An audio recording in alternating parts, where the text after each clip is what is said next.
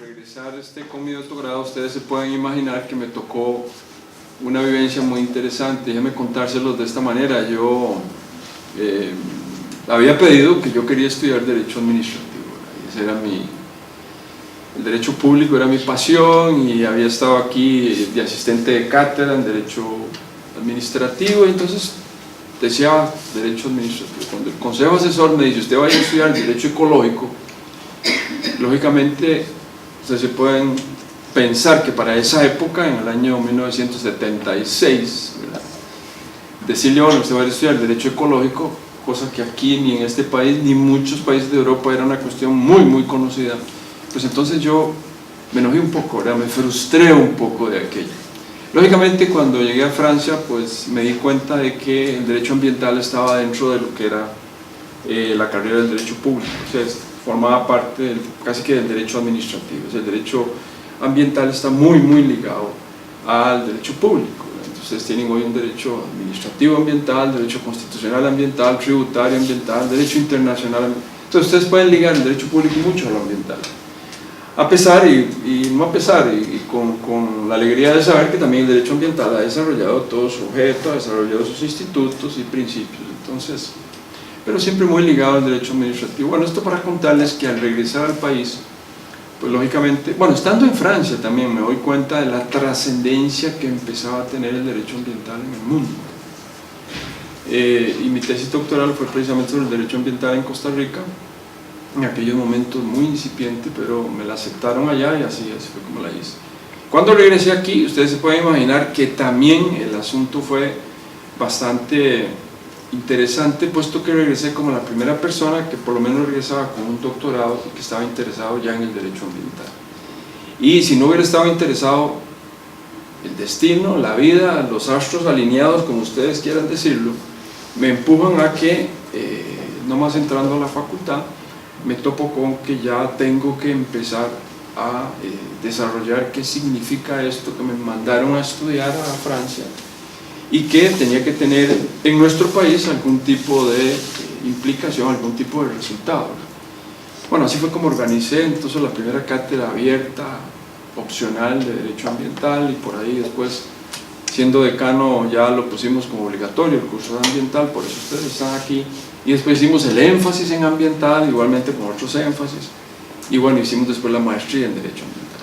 Bueno, todas esas cosas eran parte de lo que yo creo la vida me llevó necesariamente con ese doctorado y con la obligación que tenía de devolverle algo a la universidad, y ya por una satisfacción que uno necesitaba tener de haber sido becado por la Universidad de Costa Rica y el gobierno francés.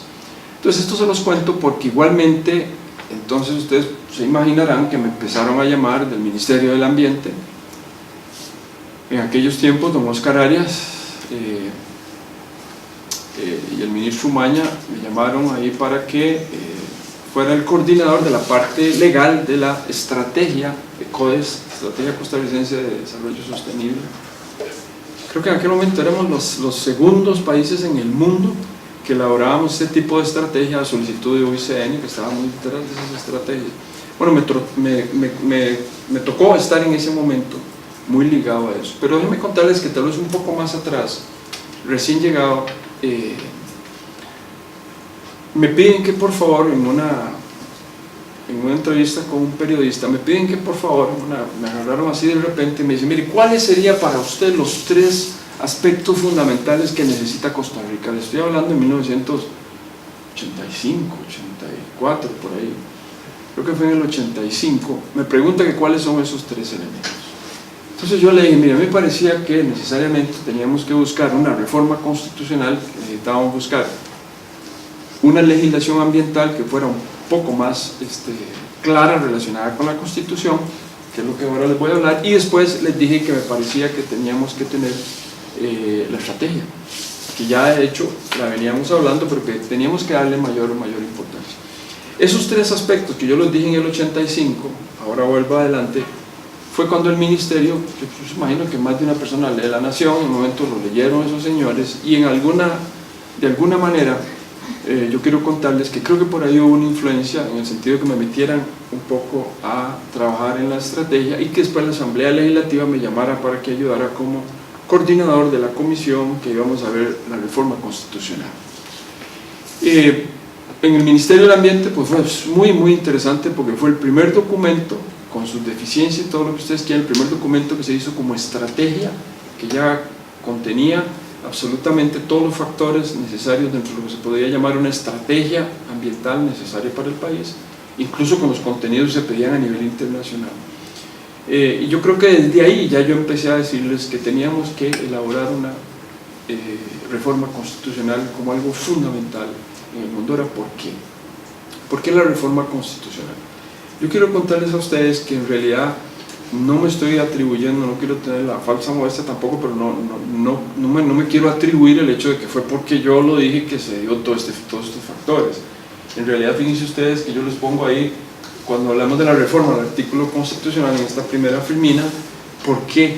Al artículo 50, ahora lo vamos a ir viendo y lo van a entender, y ahí tienen ustedes una contribución, les saqué unas fotocopias para que lo vayan leyendo también, donde va combinado anécdota y va combinado también un poco aspecto de fondo. Pero ¿por qué el artículo 50?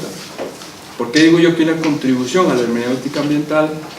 Y por último, ¿por qué en esa reforma creo yo que a los diputados les hicimos entender que con el artículo 50 estábamos integrando un poco lo económico de la producción, un poco lo que era la parte ecológica, con lo que contenía de la salud y el equilibrio ecológico, y porque a su vez estábamos integrando lo que en ese momento ya después del Río 92 se hacía como más evidente, y era integrar la parte social de la sostenibilidad que había estado un poco ausente ahí. Entonces vean ustedes que yo diría que eso es uno de los aspectos que estábamos buscando en ese momento. Entonces nada más déjenme decirles que esto ya es una apreciación particular, ahora lo podemos discutir al final, y con Mario también, que lo ha estudiado bastante. Yo pienso que de 1880, puede ser que desde antes, pero en 1880, donde hay unos decretos que protegían allá arriba la zona inalienable, los mantos acuíferos para recarga en toda la zona allá de Barpa y todos estos lugares, que hay unos decretos bien viejos, hasta más o menos los 1970 diría yo. Hay una legislación que yo llamaba normas con finalidad ambiental, vamos a ponerlo así, normas con finalidad ambiental.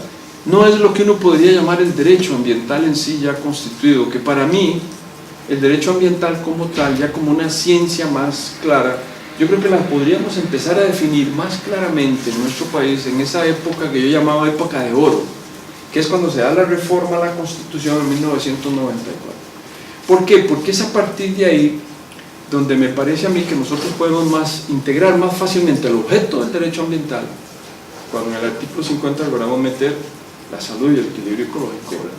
Y logramos meter el aspecto de la responsabilidad y la obligación del Estado, etcétera. Pero todos estos aspectos me parece a mí que le dieron la importancia que tenía que tener el derecho ambiental, ya teniendo en la Constitución una reforma al artículo 50. Y entonces eso nos permitía una hermenéutica más rica. ¿Por qué? Porque si bien es cierto, la Sala Primera y la Sala Constitucional ya habían venido lanzando algunas ideas importantes de que se podía derivar del artículo 6, del 21, del 69 y el 89 y de algunos artículos, la Sala Constitucional decía que se podía integrar ese derecho al ambiente, no era tan evidente a la hora de interpretar la riqueza que se podía lograr para nosotros poder hablar de que estábamos haciendo ciencia del derecho ambiental. Porque si ustedes ven la otra normativa, qué sé yo, la ley forestal, la ley de protección de fauna silvestre, un poco la ley de parques, todas esas que aparecieron previo a la misma reforma de la Constitución, el articulado y los principios que hay ahí, si bien es cierto, tienden a la protección, no son principios que uno pueda llegar y decir que están consolidados si no están aceptados e integrados con una hermenéutica ambiental, que es lo que vino a dar la reforma constitucional. Pero bueno, eso lo podemos discutir, pero yo siempre he dicho que es con la reforma que nosotros podemos empezar a hablar de cuál es ese objeto del derecho ambiental, el objeto que tiene una rama del derecho que se considera autónoma.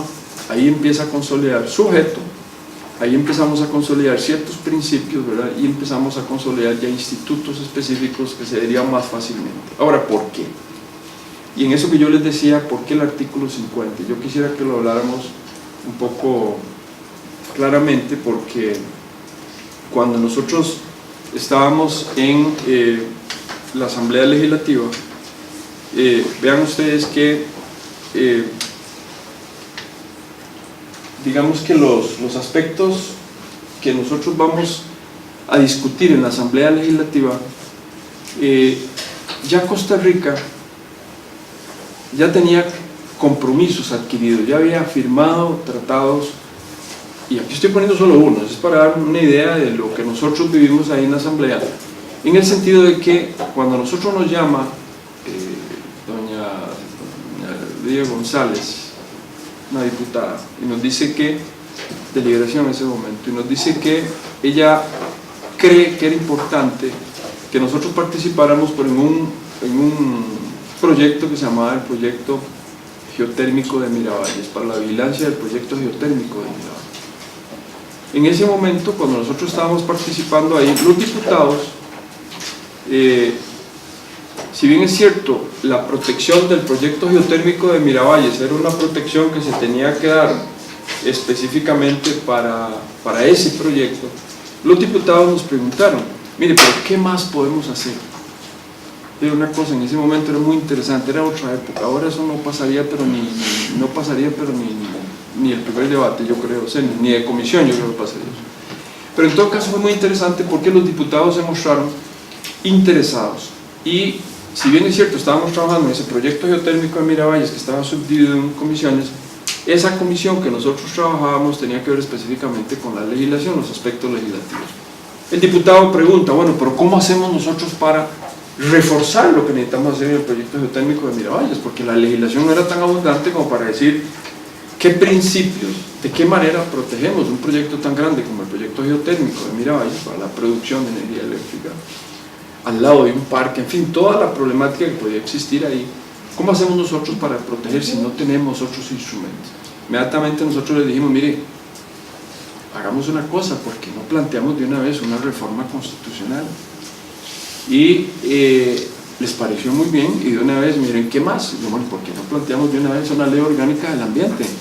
Porque no podemos plantear un código de recursos naturales como el de Colombia, que llevó no sé cuántos años y que era mucho más elaborado como código, pero busquemos una ley sombrilla que nos permita interpretar todo el resto del ordenamiento, que ya está, que en ese momento eran para mí normas con sentido ambiental, normas con una finalidad ambiental, pero todavía no podíamos como integrarlas de una manera más clara en una hermenéutica ambiental. Entonces esa ley orgánica del ambiente nos iba a servir muchísimo y nos iba a permitir integrar pues todo lo que podía ser la administración y al mismo tiempo la estrategia que se había dado. Entonces ustedes se podrán imaginar que la felicidad de uno cuando un diputado le dice ¿qué más? Porque uno dice, bueno, no es como tan usual que ellos están metidos en un proyecto, en una comisión y que quieran hacer más. Yo creo que eso es una cuestión de visión, y ellos la tuvieron, y por dicha que la tuvieron en esa época, ¿verdad? Pero esto fue muy importante, no crean que fue solo por el consejo nuestro, yo creo que había una presión, es decir, había una carta de derechos y deberes económicos que ya había empezado desde el 69, creo que no me acuerdo desde hace cuánto, desde antes había empezado ya la ONU en el 60, había empezado a hablar del derecho al desarrollo, y había empezado a hablar de la carta de derechos y deberes económicos, donde empezaban a integrar el derecho al desarrollo y empezaba a hablarse de algunas de estas situaciones propias de la relación que tienen con el ambiente. Igualmente la constitucionalización del ambiente a nivel internacional, que ahora vamos a hablar de algunos aspectos.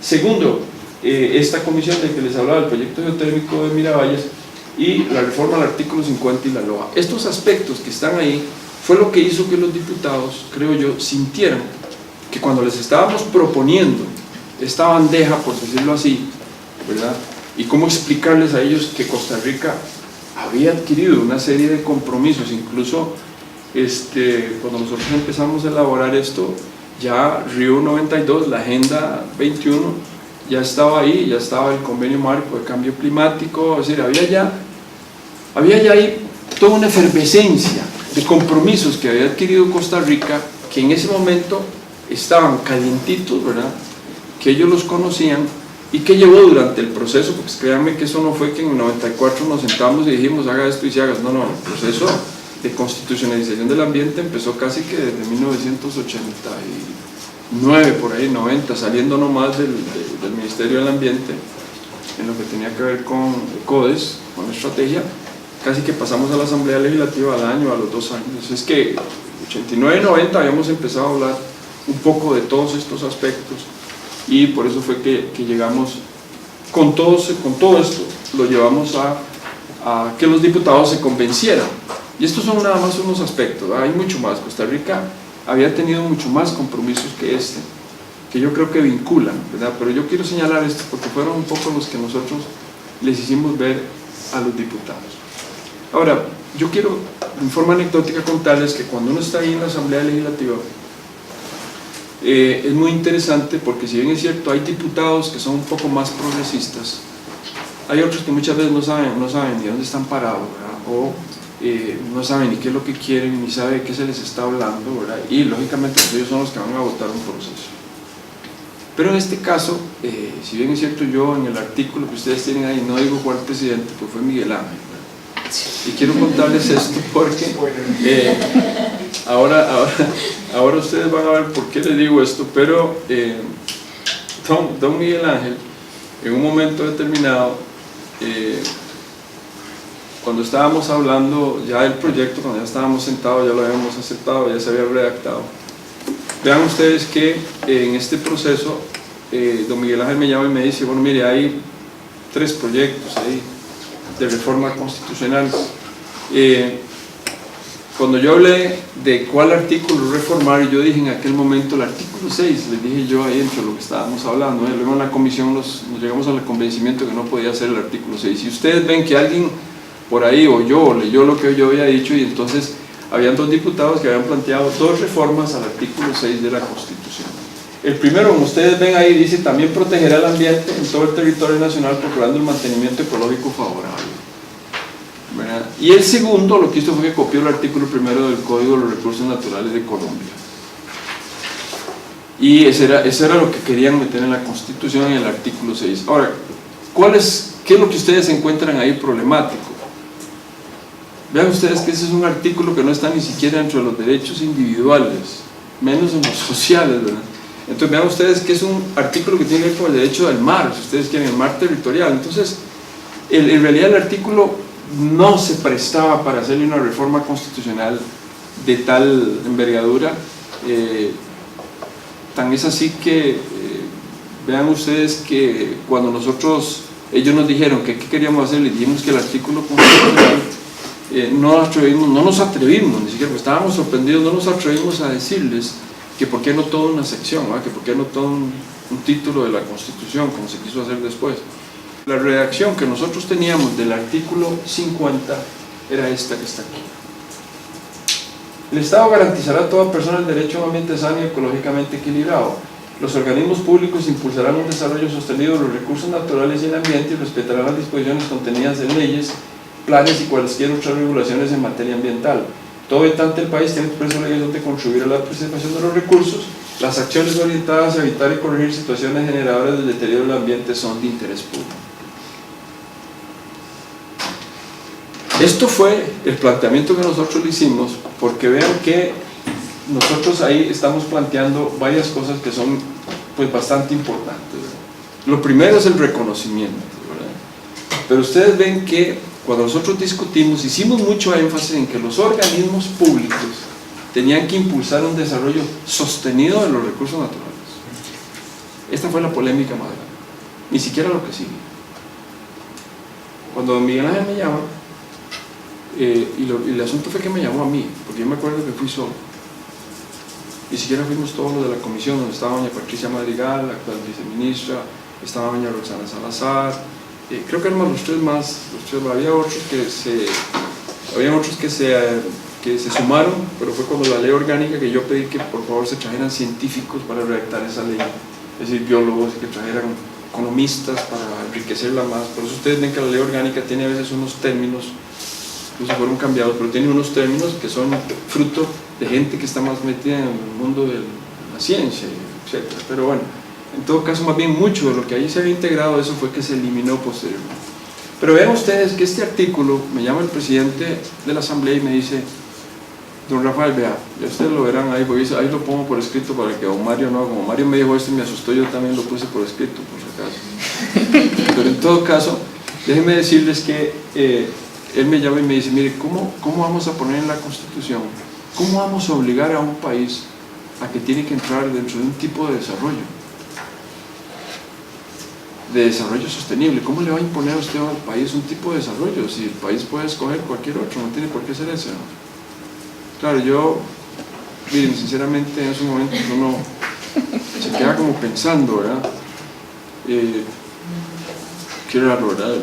¿Qué me está diciendo, verdad? Porque en realidad Costa Rica se había comprometido con Río 92, Costa Rica había firmado la Agenda 21, Costa Rica firma todos los tratados que puede de medio ambiente, o sea, independientemente de que después no los pueda ejecutar y que tiene que ver en cuál oficina mete la secretaría y a quién se lo asigna, etcétera, y que no haya fondos, pero Costa Rica quiere estar en el hit parade de la firma de tratados de medio ambiente. Bueno, esto se los cuento porque yo me quedé en realidad un poco pensativo, pero yo después dije, bueno, calma, ¿verdad? Porque la verdad es que lo mejor que puedo hacer aquí es negociar, ¿verdad? He aprendido un poco de resolución alterna de conflictos y digo yo, me pongo aquí un poco duro como el presidente de la Asamblea, porque me lo puso en el término de que si eso llegaba así al plenario, que eso casi que no iba a pasar, ¿verdad? Y que la discusión iba a ser muy ruda y que por lo menos de algunas de las cosas que quiero acordarme, porque me imagino que en el baúl de mis recuerdos, en esas cosas que uno mete ahí para tratar de no acordarse, algo más me dijo él que me dolió tanto, ¿verdad? Posiblemente que traté de mandarlo a mi inconsciente y sepultarlo, ¿verdad? Pero de las cosas que he logrado sacar y acordarme, yo creo que parte de la negociación a su manera era, o negociamos cambiar algunas de esas cosas, o esto no lo voy a llevar, o no lo voy a pasar, o no va a pasar en el plenario. Bueno, entonces vamos a negociar, ¿verdad? Entonces quedó lo que ustedes tienen hoy en el artículo 50. Pero vean ustedes el malentendido. Yo se los pongo aquí. La Sala Constitucional ya había hablado, ya se los puse ahí en una de las resoluciones que están ahí. La Sala Constitucional ya había hablado específicamente en la resolución 3705 del mismo 93, pero la Sala venía posteriormente hablando cuando ahí les puse la Comisión Brundtland, se lo hice tratar de entender a él, la Comisión Brundtland, que había sido el antecedente del Río 92, ¿verdad? Donde se habló de generaciones futuras y donde se habló de una serie de términos y se habló de sostenibilidad. No era necesariamente que ese era un tipo de desarrollo, es simplemente un desarrollo sostenible de los recursos naturales. Le sonó como que era un tipo de desarrollo y lo más interesante es llamarme para decirme que lo cambiara. Bueno, no sé cuál de los dos quería pasar a la historia, pero la cuestión es que fue de esas reuniones que no me acuerdo siquiera si quedó documentado, no quise saber nada más del asunto, pero sí contárselos a ustedes porque el artículo 50 de la Constitución, parece mentira, y salió de una negociación ahí donde después con la comisión llegamos a que tenía que decir lo que dice hoy. ¿Qué es lo que se eliminó? Ustedes ven, se eliminó todo eso de que los organismos públicos, ¿verdad? Y se metió la obligación, le dimos un giro y vimos la obligación específicamente el reclamo de los daños y perjuicios y la legitimación. Aprovechamos un poco para meter eso, a ver cómo le sonaba, que era un poco más jurídico y que al mismo tiempo parecía más comprometedor lo que pusimos después que lo que estaba ahí en ese artículo, pero le quitamos lo de que los organismos públicos debieran impulsar. Anécdota, pero se las quiero contar porque es para que ustedes vean cómo a veces, aquí porque negociamos, hay ocasiones en que una comisión le dice, no, pero ¿qué es esto? Esto está bien, usted no tiene por qué venir a decirme aquí, o simplemente hubo una negociación, bueno, vamos atrás, vamos a discutir, vamos a ver qué aspectos le podemos cambiar y así tienen ustedes el artículo 50. Ahora, yo les quería decir que dentro de lo que estamos hablando, además de la normativa anterior que les había dicho que nosotros hablamos con la Asamblea, específicamente eso que les decía yo ahí de la constitucionalización del ambiente a nivel internacional, esto también empezó porque nosotros le hicimos ver a los diputados en la Asamblea Legislativa que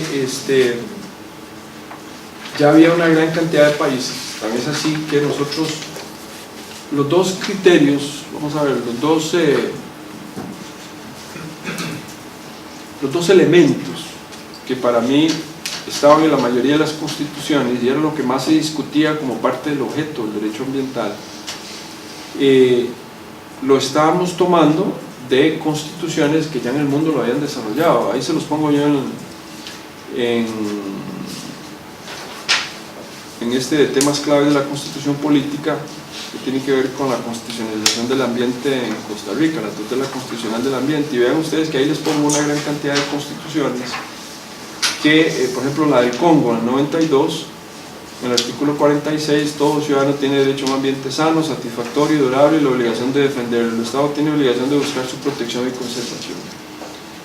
Vean ustedes que la de Ecuador del 98, que esto lo hablamos con ellos, lo pusimos como un ejemplo, en el artículo 44, la de Estonia en 1992, la de Etiopía en 1997, la de Irán, o sea, ustedes tienen ahí la de Mongolia en el 92, ¿cierto? Todas esas constituciones, a la hora que nosotros empezamos a discutir con ellos ya en la parte final, recuerden que la reforma es del 94, pero cuando ya nosotros empezamos a hablarles a ellos de que habían a nivel internacional una serie de constituciones que se estaban elaborando, incluso que eran proyectos de constitución, que los teníamos ahí, algunos que ya estaban aprobadas, nosotros les dijimos, miren, ustedes tienen que tomar en cuenta que esto ya es un proceso que se está dando, los elementos que nosotros estamos poniendo en la Constitución, y por eso quiero explicarles esto, porque ya aquí podríamos entrar un poco al fondo del asunto. Cuando nosotros hablamos específicamente de la salud y el equilibrio ecológico, no estábamos diciendo nada nuevo, es decir, nosotros no podíamos en realidad decir, no podíamos empezar como a inventar demasiadas cosas, porque ustedes saben que un diputado y a nivel político, pues todo el mundo va a querer estar a la altura de lo que más o menos las otras constituciones dicen y de lo que la mayoría de las declaraciones de soft law y las declaraciones de los tratados dicen. Eso es lo que querían ellos tal vez ver en el documento nuestro de reforma de la Constitución. Por eso fue que nosotros escogimos salud y equilibrio. Nos pareció que era muy importante, y yo siempre, por lo menos con mis estudiantes en ambientales, digo que a mí me parece que hay dos elementos fundamentales que constituyen el objeto del derecho ambiental, ¿verdad? De los cuales usted puede interpretar hermenéuticamente otra serie de aspectos, pero ahí están recogidos esos dos, para mí, elementos que son parte fundamental del objeto del derecho ambiental, que de ahí se pueden disgregar otra serie de aspectos. Y entonces este aspecto de fondo, ahora sí, ¿dónde era que queríamos nosotros ponerlo? Porque aquí viene parte del fondo del asunto. ¿Por qué escogimos el artículo 50 de la Constitución?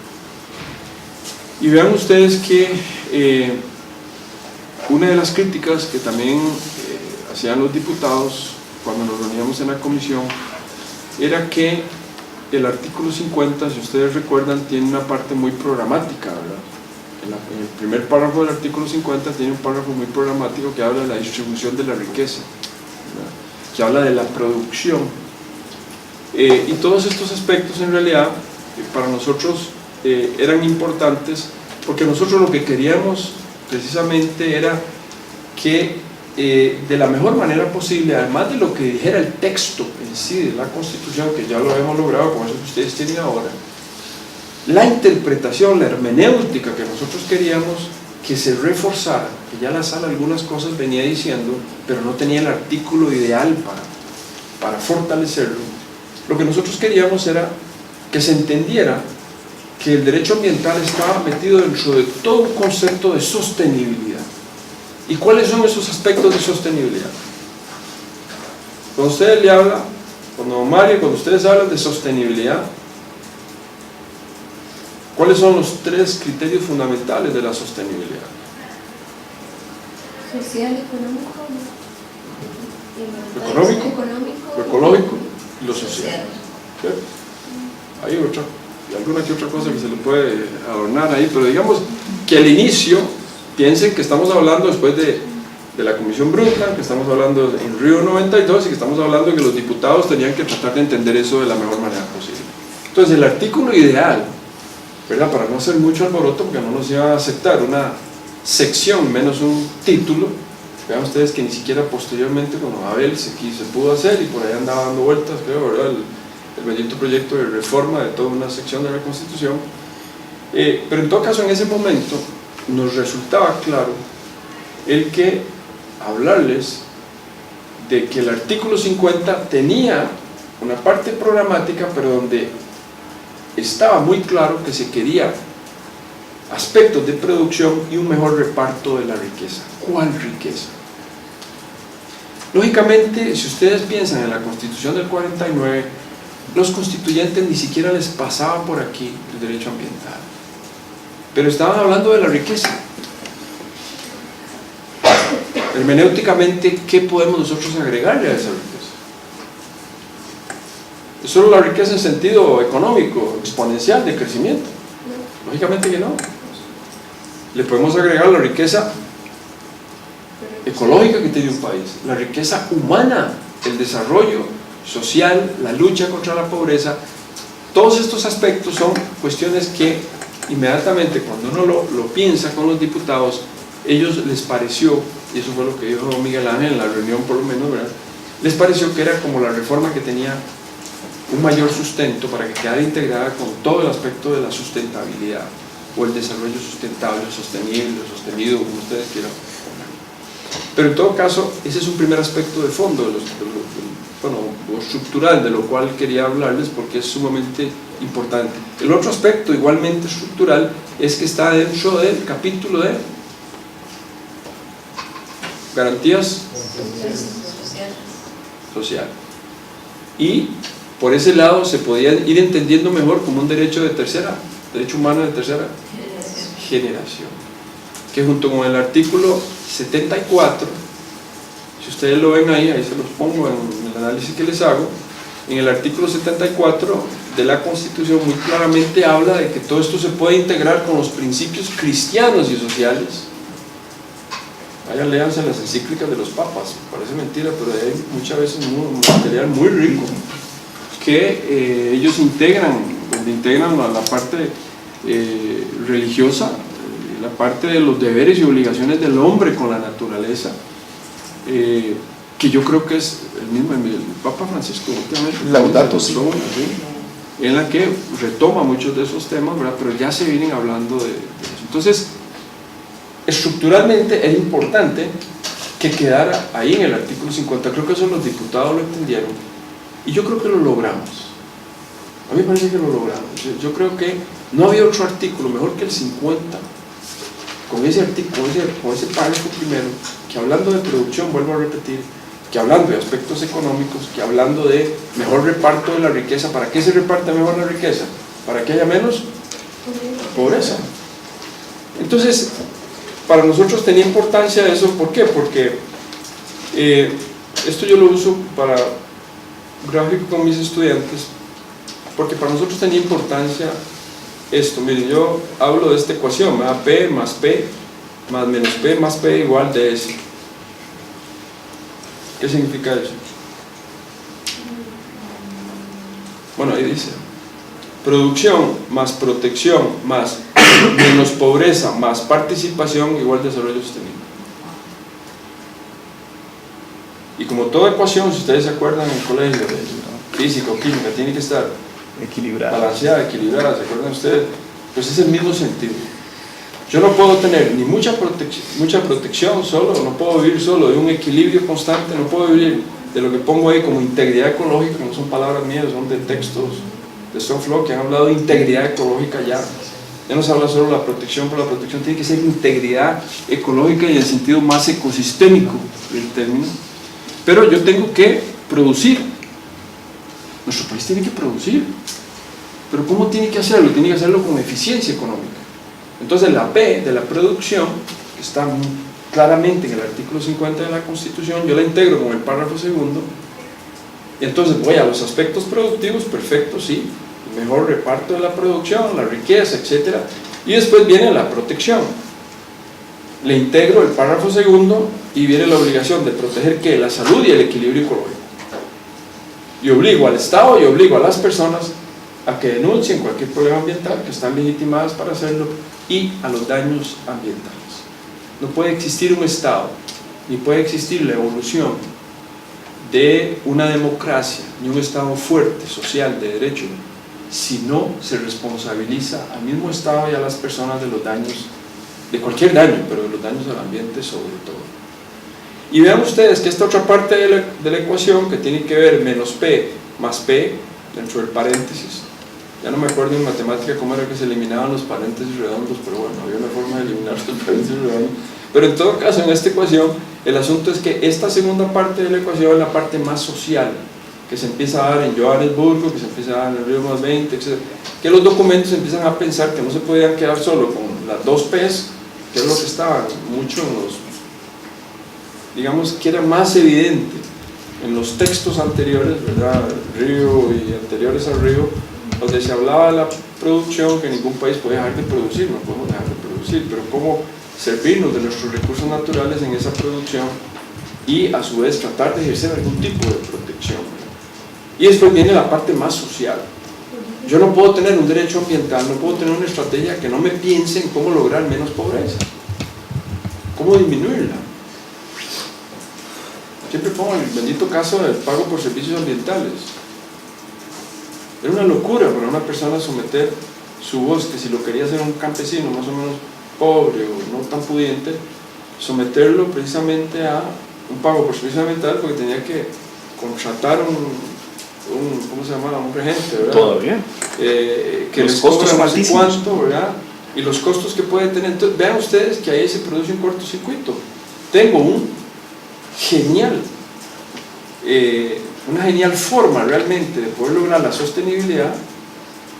¿Por qué? Porque ahí hay protección, estoy dándole al campesino la posibilidad de producir, que es producir protegiendo el bosque, pero no estoy logrando la otra parte, no estoy logrando que haya menos pobreza, porque el campesino prefiere vendérselo, alquilárselo a una piñera, que dejarlo en bosque, se los pongo así de rudo. Y mucho menos de la participación. Yo no sé cuánto duró el Ministerio de Agricultura para hacer la bendita estrategia o el bendito decreto que iba a tratar de que las piñeras se metieran dentro de todo un programa de, creo que lo están tratando de lograr, no sé si todavía totalmente, pero meterse dentro de todo un programa, no sé cómo es que lo llaman, Mario, un programa de producción más verde o sana, no sé cuál es el nombre que le dan, pero el gobierno viene haciendo eso y en un momento determinado, que yo me acuerde, la participación quedó muy disminuida. ¿Quién era la junta directiva de Incopesca? ¿Quién tenía mayoría en Incopesca? ¿Quién tiene todavía mayoría? No me acuerdo. Bueno, ¿quién tenía mayoría o quién tiene mayoría? No sé si lo cambiaron en FONAFIFO. Es que es contradictorio. ¿Cómo va una junta directiva de FONAFIFO a tener sus integrantes, la mayoría de grandes productores? Bueno, mejor no me meto en ese campo, pero lo que quiero decir, no quiero desviar mucho el tema, pero quiero darles un ejemplo de cómo tenemos grandes ideas, porque muchas de ellas nacieron aquí. Todo esto del pago por servicios tuvo un gran auge aquí en Costa Rica, un gran empuje desde aquí, pero ¿cómo lo matamos? Por el hecho de que no vemos esto de que tenemos que tratar de disminuir la pobreza y lograr mayor participación. ¿Por qué? Porque no se les toma en cuenta a ellos qué es lo que les está pasando, cómo puedo incluso lograrlo.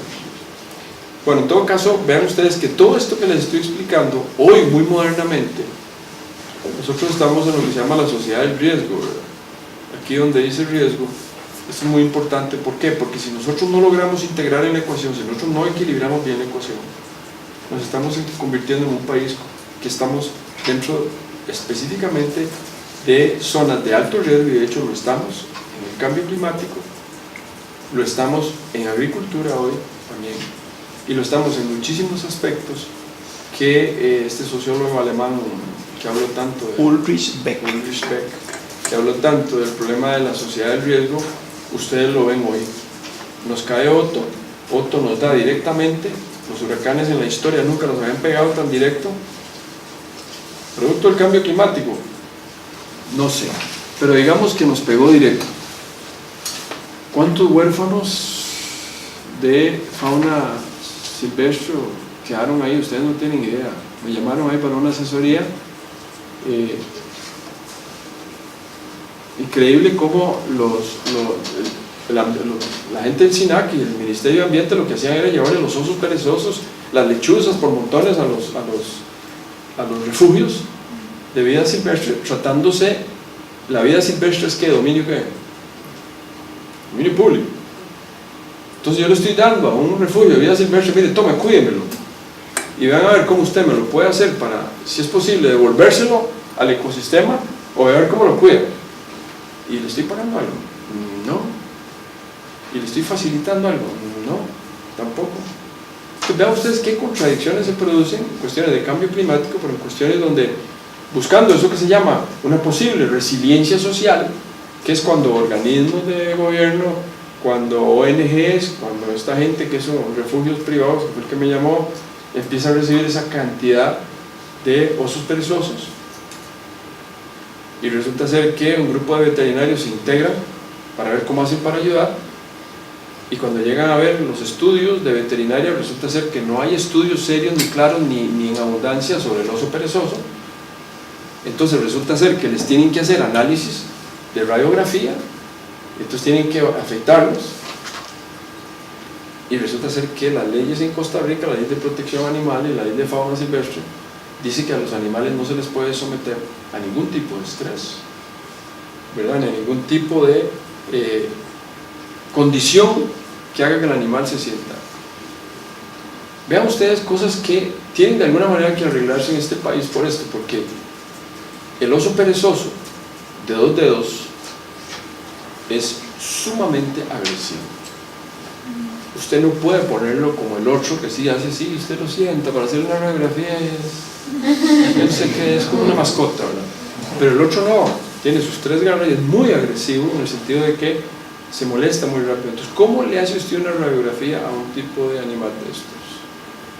Entonces, un veterinario, vean, aspectos de resiliencia social, es muy interesante porque son organismos mismos de la sociedad, ONGs, que tienen que ayudar de alguna manera a que se dé la resiliencia. ¿Por qué? Porque estos señores, estos osos perezosos, las lechuzas, los manigordos que llegaron ahí, los tucanes que les llegaban ahí, hay que integrarlos de nuevo a los ecosistemas. Yo no puedo regalar estos animales de fauna silvestre, por más que así quiera hacerlo, a una serie de refugios de vida silvestre que con muy buena voluntad lo hacen a veces con fondos de ellos mismos y fondos internacionales. ¿Cómo hago yo para hacer eso? Bueno, todos estos aspectos que les estoy contando es mucho de lo que tenemos que entrar, porque aquí es donde tenemos que ver cómo nosotros logramos el equilibrio para lograr la sostenibilidad. Ya hay unos estudios por ahí que hablan de la resiliencia social. Hay una tesis de un brasileño que habla de la resiliencia social en unos grupos de indígenas que él analizó en la Amazonía, que es muy interesante, y aplicó pues una serie de aspectos metodológicos específicos para entender cómo podemos manejar la resiliencia social. ¿Qué es la resiliencia social? Todo esto se los cuento porque todo esto está dentro de toda esta parte aquí de lograr menos pobreza y lograr mayor participación de la gente en un proceso que nos va a golpear todavía más, que es el del cambio climático. Y pues lógicamente todo esto, además del asunto del riesgo, si no logramos equilibrar todo esto de lo que les estoy hablando, tenemos que buscar la adaptabilidad, ¿verdad? Porque cuando nosotros hablamos de cambio climático estamos hablando de 2 cosas, ¿verdad? Cómo nos adaptamos al cambio climático.